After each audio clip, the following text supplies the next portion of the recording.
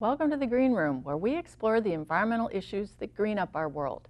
Today's guest is Matt Naud, who recently retired from 17 years as the Environment Coordinator of the City of Ann Arbor.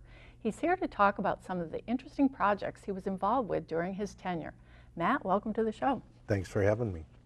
So I'm going to run through a bit of background on you. You've got master's degrees in both biology and public policy, and your service has not just been to the city, but also to the state and national levels as well. For instance, you served on the State Toxics Commission, which resulted in a lowered state standard for 1,4-dioxane, which was quite an accomplishment, I must say. And besides working on the huge dioxane problem, we're going to delve into some of the many other projects you spearheaded while in Ann Arbor. It's going to be a whirlwind tour, so we'll start with the phosphorus ordinance. What was that all about? Sure. The short answer is the Watershed Council was finding increased levels of phosphorus, and we knew that we didn't need it to grow grass in Ann Arbor lawns, so we worked with local partners and the state and ultimately banned phosphorus in manufactured fertilizer to reduce the phosphorus loading to the river. That's great. And I heard that you encouraged the state to ban the same thing? Yeah, I think what worked was we had a U of M faculty member that did some evaluation work and demonstrated, I think, a 17 to 30% reduction. And I think those data, real data showing that this was working, helped it get spread across the state. So now we have a state law that limits that. That's great. So why put it on if you don't really need it? Exactly. Because otherwise it just goes down into the storm drains, into our, after it rains, right, and into our river. Well, and this is what we're seeing now with all the algae blooms in Lake Erie and Toledo. Yeah. And I just tell people we were 12 years ahead of that here. So if people want to know more about that, they can Google the phosphorus ordinance, and it'll take them to the Ann Arbor City website, and also Huron River Watershed Council has something. There's a lot of information. Our ordinance is still in effect. Great. Okay, how about the anti-idling ordinance? What was that? Sure. And again, a lot of this work done with lots of help, whether it's a nonprofit partners, city council. One of the last things Sabre-Briere did in council was to get the idling ordinance passed. Our environmental commission had tried once, covering all combustion engines. Councilperson Briere put forward an ordinance that really just regulated the heavy-duty commercial vehicles. So that went into effect, and That's a good thing, because they tend to be the ones that really idle for, at least in my neighborhood, they'll be out there for hours idling. Exactly, and you did a lot of work with the Motor Smart, or Smart Motor? Motor-Smart. Motor-Smart, and so that's all up on our website.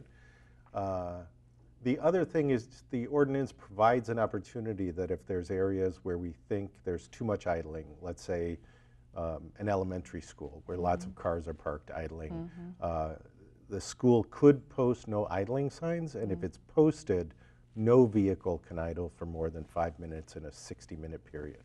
Oh, really? So that's an opportunity that's available to the city.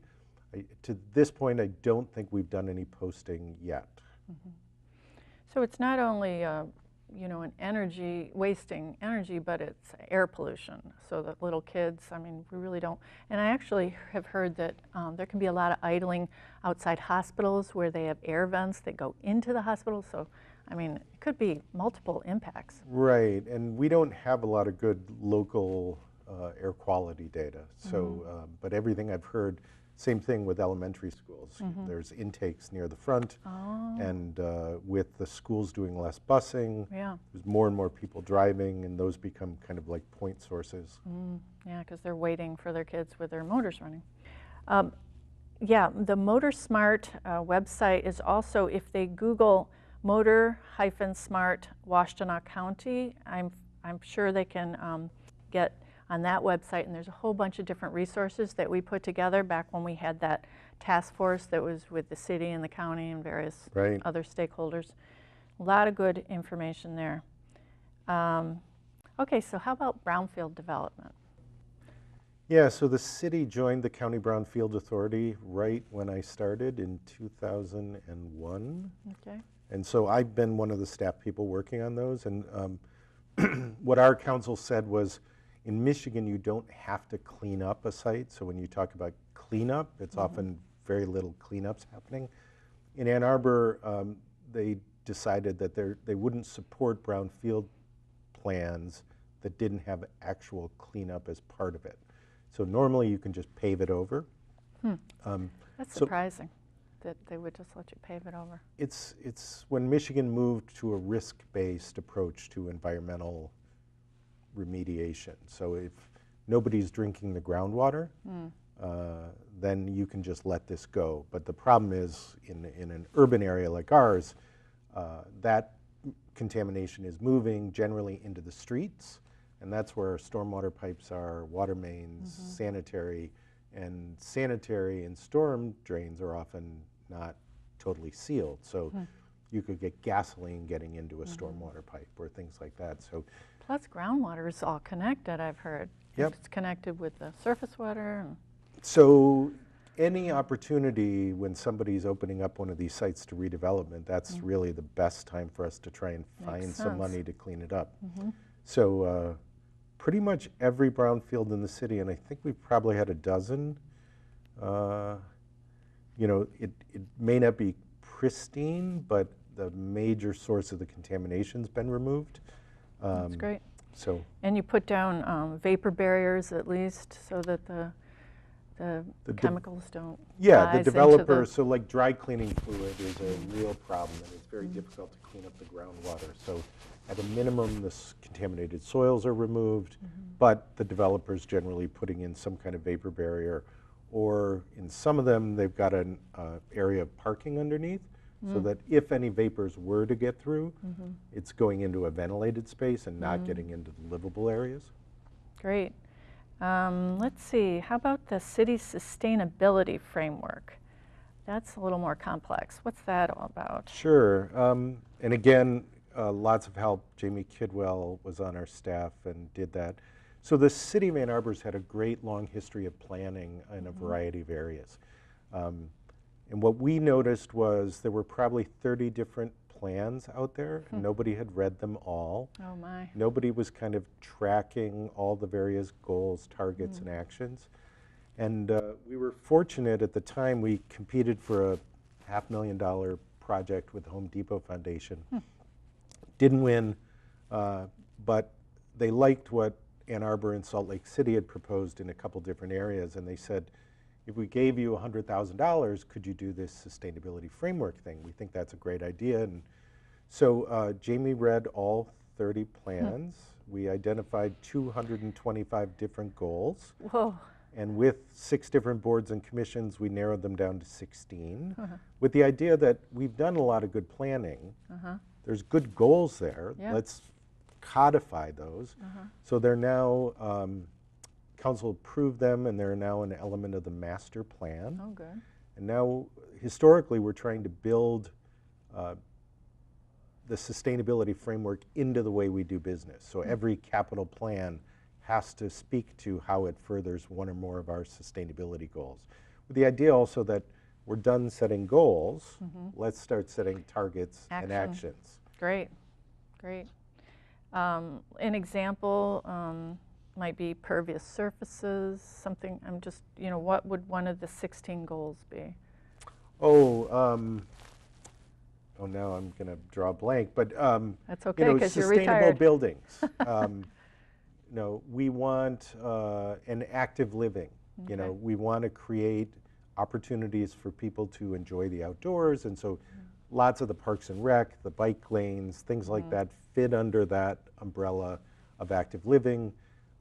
Sustainable buildings, again, Ann Arbor can have a stricter building code than the state, so many of our buildings are less efficient than they could be, and if we're going to solve climate change, we have to do energy efficiency and renewable energy. So, so yeah, you that can't really mandate it, but you can sort of have, I guess there's something called a sustainability dashboard, so you can go through and check off which, for every capital project, Or is that different? What's the sustainability dashboard? Well, I think we were trying to create some metrics within Okay. there. So within each of the 16 goals, you know, for example, for climate change, council set a goal of a 25% reduction by 2025 Okay. and a 90% reduction by 2050. How are we doing? So we have to get all the data from DTE community-wide, which was often difficult. And then how do we tell that story with and without the University of Michigan, because we don't have any control complex. over what they do. And they're probably 25 to 30% of the community emissions. Yeah. So, so again, it's a way of kind of how do we start keeping score on these sustainability measures. We also did something with the Star Community Index, which we can talk about, but it's a very data-rich way that cities keep score on sustainability. And you get scored out of 5 stars, and we got 4 stars. Pretty good. But the Star Community Index, you can Google that. I've never heard of that. But I do know that the Sustainability Action Plan and the Sustainability Dashboard are on the city website. And when I looked it up a while back, it was pretty interesting. And the sustainability forums have come out of this. This framework that you put together led to the Michigan Green Communities Network. So a lot of good things have come out of your work on this. So that's great. How about the Climate Action Plan? Sure. Again, led by our energy person, Nate Geisler, and again, I think with a grant from the state of Michigan. So a group of grad students way back in 2003 did our first inventory. And then we updated it and really said, okay, if we're going to get to 25% by 2025, what's it going to take to get there? And I think the plan, if you do everything, we can meet the 25 by 25 goal. And then the 90% by 2050 goal was set because that's what the science says we have to do. And at the time that plan was written, I don't think we had a good sense for how we're going to get to 90%. The good news is there's more and more renewables on the grid, and so it looks like we're going to meet the 25% by 2025. Still going to be a challenge to get to 90% by 2050. And that's where, you know, a lot of investment's going to have to go on in the community with having folks understand how to do more efficiency in their residents and businesses. Yeah, because I see that there's 84 different action items within the plan, and only a handful of them so far have been achieved. I guess it was written up in 2012. Right.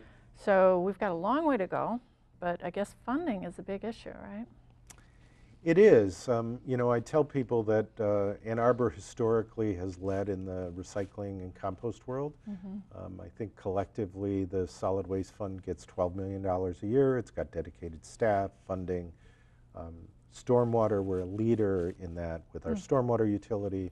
It's $9 million a year with dedicated staff. Climate change, we've had about 80 grand a year. And so why we would expect that we'd really move the needle on a community-wide climate change program with that little funding. You know, I think a lot of folks are excited that the rebate millage was going to generate about $800,000 a year, and City Council not too long ago said they were going to spend a good chunk of that on climate change, affordable housing, and pedestrian safety. And I'm really hoping they stick to what they said they were going to do with it. Because we looked, and when you look at other cities, $1 million is about what it takes to really start running programs that deal with single-family residential. 52% of our housing is multifamily, so that's a challenge. That landlords, why should they invest when somebody else is paying the utility bill? But there's been a lot of good work going on in other cities, and we're fortunate we're in a partnership, or Ann Arbor historically has been in a network of city sustainability staff, and so we can learn and steal from each other shamelessly. Good. All right, well, that's inspirational. The coal tar sealant ban was quite an accomplishment. Yeah, and the Watershed Council, you know, we do a lot of great benefit work. from this great set of NGOs and the volunteers, and so this had not been on our radar, and they brought it to us, and again, got to give a lot of credit to the Environmental Commission and the volunteers there, and their job is to make recommendations to council. And they looked at that, heard the science, and again, it turns out you put this stuff on driveways and it runs off, and it's really high levels of PAHs. I have no idea what that stands for. People can Google it. I'm drawing a blank. It's polyaromatic hydrocarbons. Okay. And it's really bad stuff, cancer-causing things. And what you find is that you'll have a parking lot and then a stormwater detention pond that runs off into the river, and the sediment in the stormwater detention pond is like hazardous waste. It's high levels of these PAHs that have just run off into this. Wow. And there's alternatives that are 1,000 times less. So again, it's pretty obvious that we ought to use the alternatives. Yeah. So Michigan has not banned this yet, but we're hoping they come along. I think a number of states, Minnesota, Wisconsin, have banned it statewide. Because those detention ponds, you know, are connected to the groundwater and the surface water, right? So it's not like it's staying in the detention pond. Oh no, and you're creating an environmental burden for the person who owns that, because if you're supposed to clean that on a regular basis, now you have to manage that as hazardous waste. Which is very expensive. You got to take it to a special landfill. And most people aren't going to do the testing to know, so it's going to get put in the wrong places. Yuck. How about the environmental procurement policy? Again, we have a procurement person on staff. Okay. And it was recognized that council's passed a lot of resolutions that we should buy recycled paper and things like that, but there wasn't one policy where everything got brought together. So Colin Spencer, our purchasing guy, put this together. And then working with the Ecology Center, they made some suggestions about us calling out some specific toxics like PFAS. Turns out it's in a lot of food packaging. Yeah. Brominated flame retardants, persistent bioaccumulative toxins, so things like that. And so they really like it as a national model, and so it's new, and so how it's being implemented and how well we're able to push it across the organization. You know, I think ideally we're looking for a way that when you log into Staples, Ann Arbor, there'd be a screen that it would only show you the things that meet your policy. Because at first I thought you were referring to just things that the city purchased for city staff to use. That's Pretty much, okay. yeah. So like if have to buy plates for, the hockey rinks or furniture in buildings. Okay. That's what we're talking about. Anything that is purchased by city staff. I see. But it could be a good, you were talking about role models. I mean, if the city is doing these things and the residents hear about it, and like you said, if something is, indicated at Staples or something, it helps us, it's a guide for us all. Absolutely. I think, to the extent Ann Arbor can lead in this area and then share it with the public and let folks know. Because I think most people are surprised when they hear that lots of paper plates and things like that have PFAS on them. Yeah. Had no idea. I know the brand I've been buying has, oh my gosh, I don't want to get into that, but well, you have certainly been involved in a lot more than we've had time to talk about, and we really appreciate all the great work you've been doing, or that you did do, and now I hear you've got another job and you're not resting, but we're glad that you're still contributing to the community. Well, thanks so much, and I appreciate all the work you've done trying to get the good environmental news out to the community. Well, thank you.